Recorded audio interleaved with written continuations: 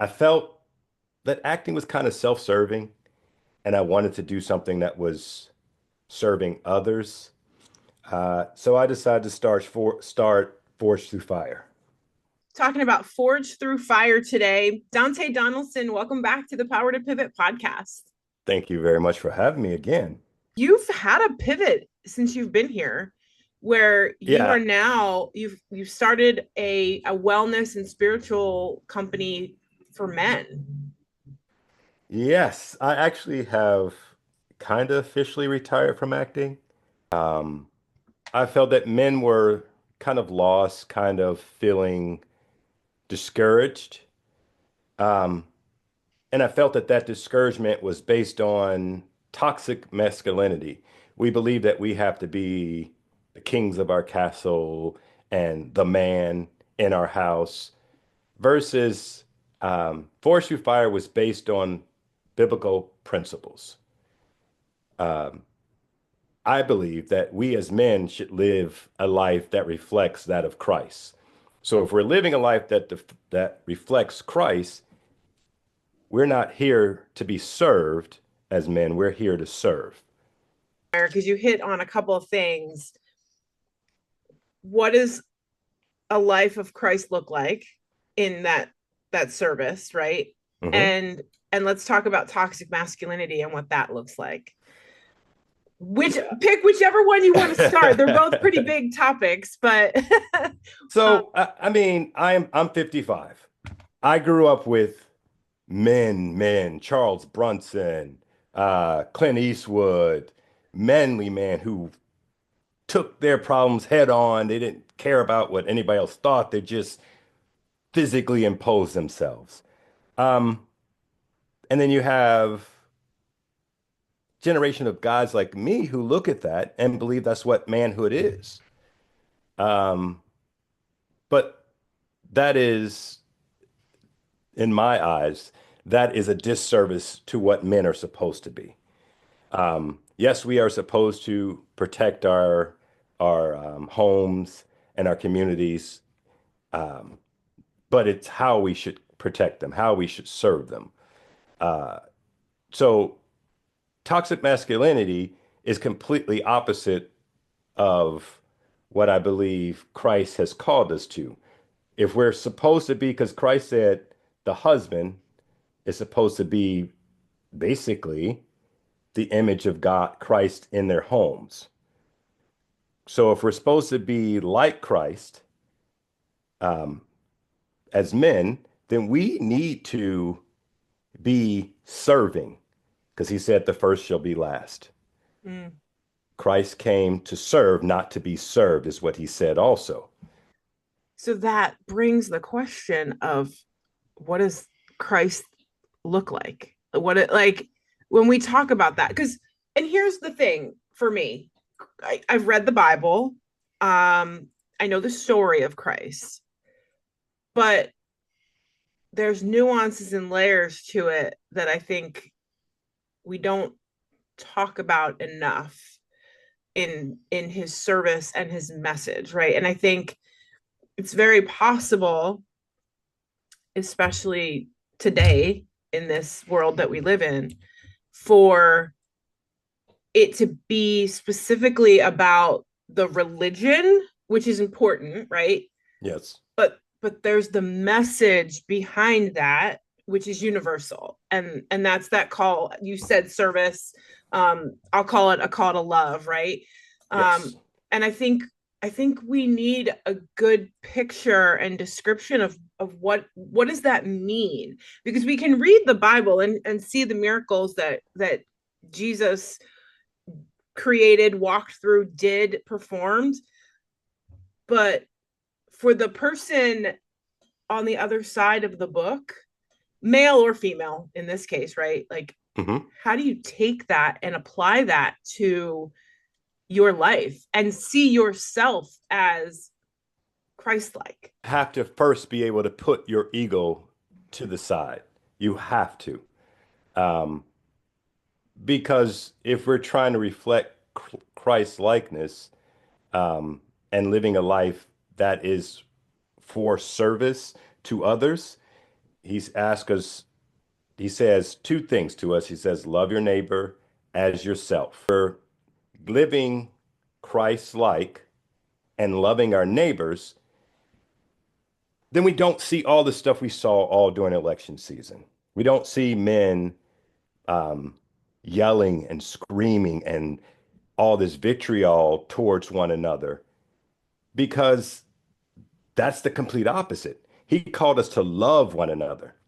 The greatest commandment is love God with all your heart, mind, soul, and spirit. Second is to love your neighbor as yourself. If we love our neighbor, we're always looking for the best for our neighbors. He just asks probing questions to find out what's going on in their lives and tried to find ways to make their lives better. So if we're investing in our neighbors, our neighborhoods, those people around us, then we would be out in our neighborhoods and trying to find ways to create opportunities to make that person better, which in turn will make our neighborhoods better. Hmm. How does one reconcile trying to help someone who doesn't want help? When you try and try and try, Mhm. and you're asking those questions, but the wall is just up. And when does Christ say there's nothing else you can do here? If you're asking probing questions, it's it's very hard not to get someone to talk about themselves.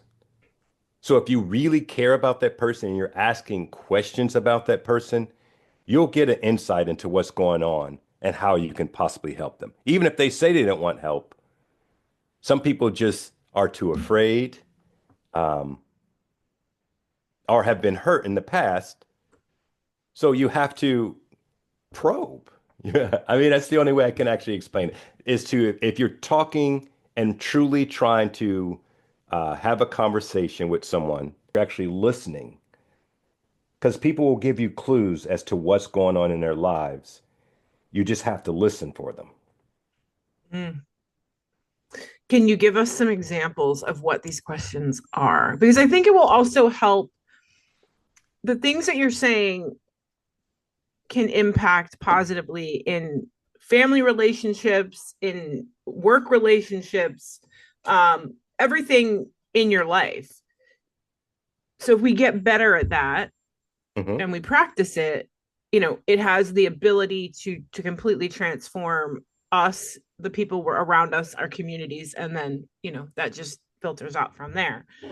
Talk us through what are some of these probing questions to help somebody when you're trying to open them up and be a little bit more vulnerable. I ask, how has the last couple of years gone for you? So that's a big question. But within that big question, someone will say, well, the last year, I just really don't trust the way the school board is doing things. And then your follow-up question is, what do you mean particularly? What particularly do you mean that you don't trust, let's say, the school board? And then they will go through what they see is wrong with the school board. Then your follow-up question is, how do you see, how can you affect the way the school board is doing business? How can you lend a hand? How can you you see the problem? How can you fix the problem that you see? How can you address that? So if you're asking somebody about the school board, they say, "Hey, I don't like the way that they teach the books that they choose." And you keep drilling down as to, because sometimes people say one thing and mean something completely different. So they're upset about the school board, but they may just be upset about who knows what. But if you keep drilling down into those questions, so you don't like the school board, what don't you like? Is there a particular thing that they do that you don't like? Is there a particular way that you think it should be done? So asking questions that someone will have to actually think about and actually have to and give you an insight as to why they don't like it and how do they see it should go. And then try to, because there's one thing that the word is a dirty word nowadays, but compromise is a word that's not used anymore. Compromise is saying that you're giving up to people now, as opposed to that's just the way we have to do business. Everything in life is a compromise. Mm, it's true. Nobody likes that word. I think it's so often now associated with settling, which has a negative connotation to it at this point. Definitely. Um, and sometimes, like, you can continue the battle and never compromise. Like, at some point, there has to be a meeting of the mind. Because that's also, that goes back to the question, what is Christ likeness? He asks us to live at peace with everyone whenever possible. So if that is our ultimate goal, there will have to be compromise and have to be times in which we like, well, I see your point. I've given you my point. Um, if there's no ground in which we can move in, we'll just have to go our separate ways. But you still have to be able to try to find a middle ground that you can meet on. I still invited you in so you can see what Christ likeness was like. And you chose that you don't want this. So I'm giving you the opportunity. I'm showing that I love you. I'm showing that I care about you. If you choose not to return that, that is perfectly fine and that is up to you. But I'm still going to do what I'm supposed to do. I think here's the part where the toxic masculinity in today's world comes in. You know, thinking they're doing something for the right reason when it's really an ego place. And that so that is, I hate to keep bringing it back to our past election, but It works. I had this conversation many times.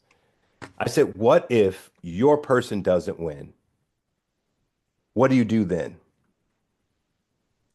And most people are like, well, I'll just, and I'm like, no, then you still have to remain engaged because just pulling away is not getting anyone anywhere. You have to be able to still stay engaged, find other ways to, besides, because the political system is going to be the political system.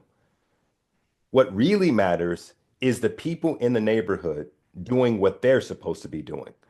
So that's why I say with Force Through Fire, if men, so through this whole program, the end, the end process will be men that are engaged in their neighborhoods. That's what I want all this to be. I want you to get physically well. I want you to get spiritually well and mentally well so that you can then turn around and then deal with the problems in our neighborhoods.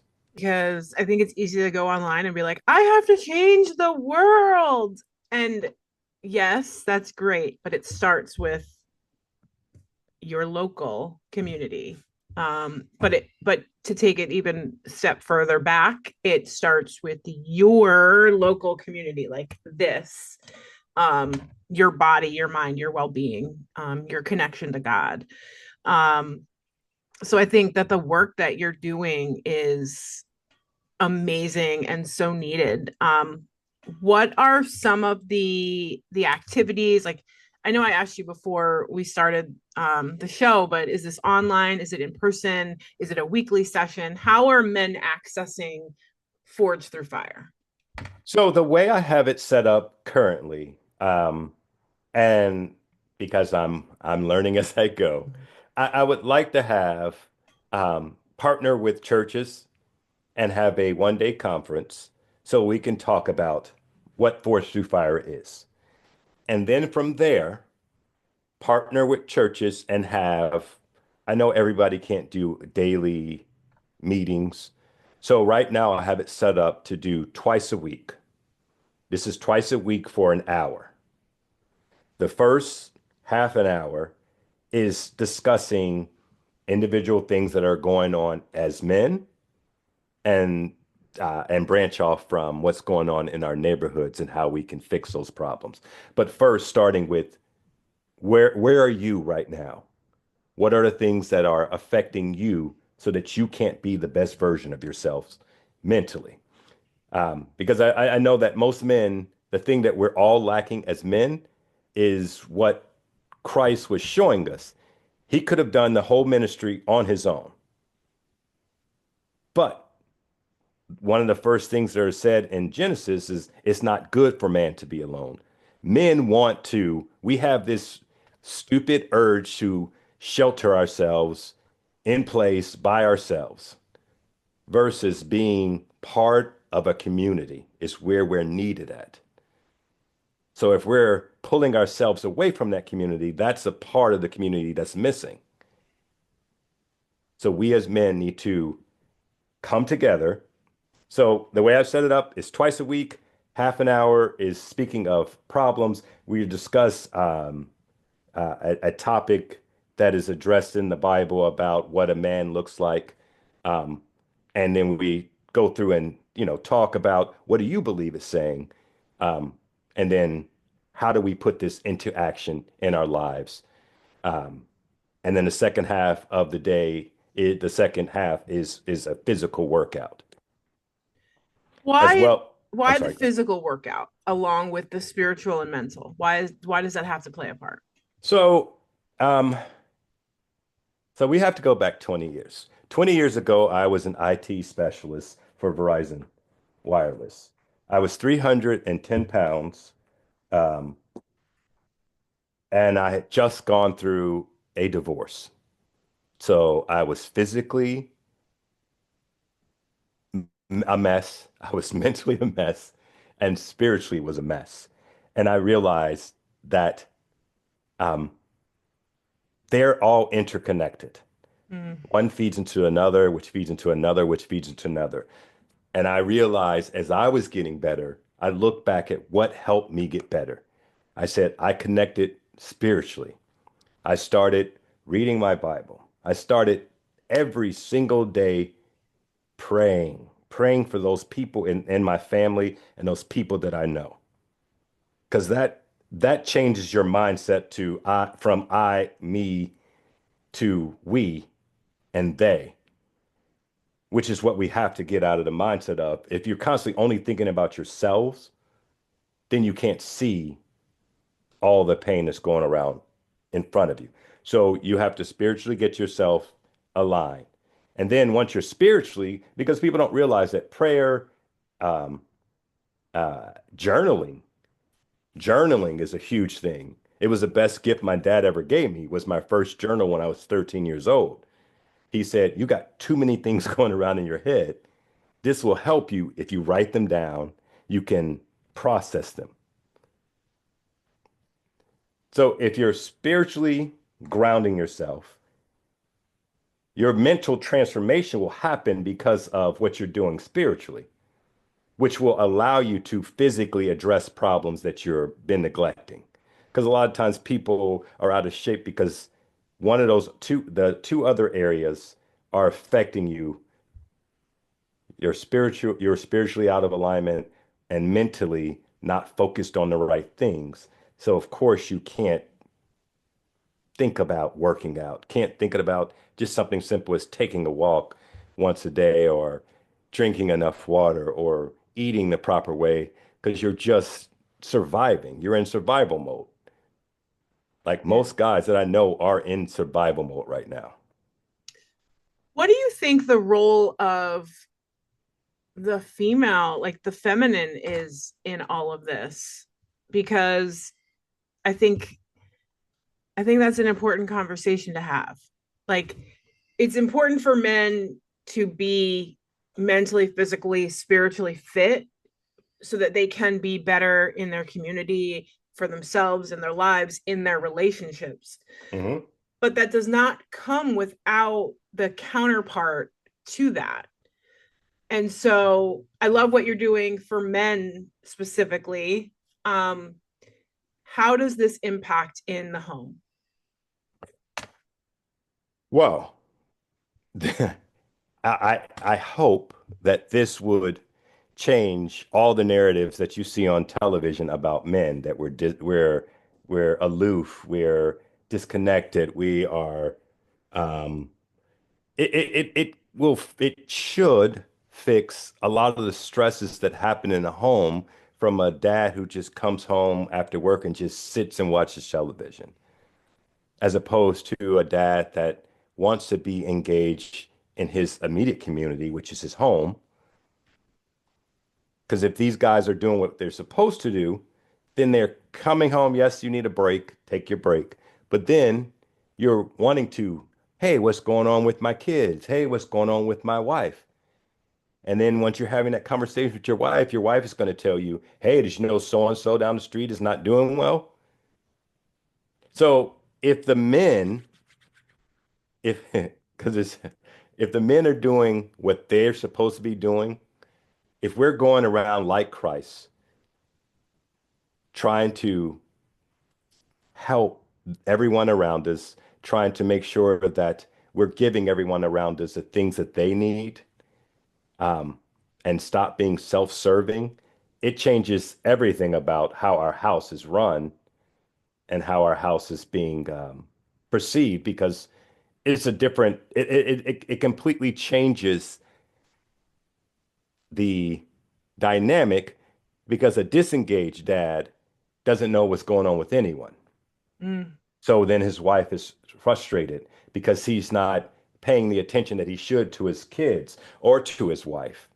Um, he doesn't have the energy for date nights and doesn't want to go do that and this and that because he's so detached. So if you can get that dad engaged, then that community changes. mm, yep. The community starts at home. Where can people find Forge Through Fire? There's going to be at Force Through Fire Fitness is a website. There is an app that is hopefully will be up in the next 2 weeks as well. Um, and look for us. I'm trying to have conferences realistically throughout the United States. I'm starting here in Cincinnati at my own local church with a group at the beginning of the year, and then I will be reaching out to uh, have conferences throughout the United States. So Forge Through Fire um, Fitness, it's a website that will be up. Uh, and as well, I will be starting a weekly podcast in the next month as well. That's awesome. And the part of your mission that I don't think we've touched on this yet is the purpose piece, right? Because purpose is a big word. It looks different for everybody, but the end result of connecting with yourself, connecting with God, cleaning up your community inside is so that you can connect with the purpose that you are here and serve in the way that you are intended to serve in the world. Um, what does purpose mean to you? Purpose. Uh, so purpose. Every man. I'm not going to say every man. Most men. We want an adventure. We want a journey. We want to feel like we're a part of something bigger than ourselves. And that's what purpose is to me, knowing that you're a part of something bigger than yourselves. Something like when I decided that I was not going to act anymore, and this is what I was going to do with my life, is to dedicate it to helping men. It gave me purpose. It gave me a reason every single morning to wake up to do something because I'm excited about it. It's something to be excited about. That's what I see purpose as. Mm. And that it looks very different for everybody. Your Definitely. purpose is different from the next guy's, from mine. Like, and I think it's important to remember that a um it is a personal, I want to say, agreement with you and God, for how you will show up in the world. And once you tap into that, you realize that everything you've actually wanted is already there. Like, I think the toxicity, the toxic masculinity, the toxic femininity, like all Hmm. the ego stuff sort of clouds over that remembering of it's already there, it's already available. We just have to connect to it, and then we find it. Most definitely. Most definitely. Please make sure that we get all the links so that we can post them in the show notes. And when the podcast launches in January, please make sure to let us know so that we can help share that as well. Oh, I definitely will. I definitely will. Do you think you'll go back to acting at all?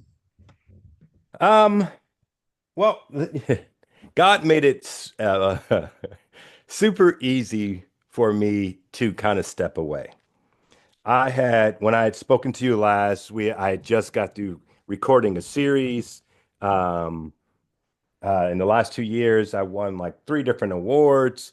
And it looked like, oh, here I go. But all the while, there was just something I wasn't as excited about acting as I used to be. Mhm. So I just had this past year where I did not book a single job. And that to my psyche, it was like, wow, I just got through winning all these awards and been I was working like all the time. I had 10 commercials out. I had all this. Um,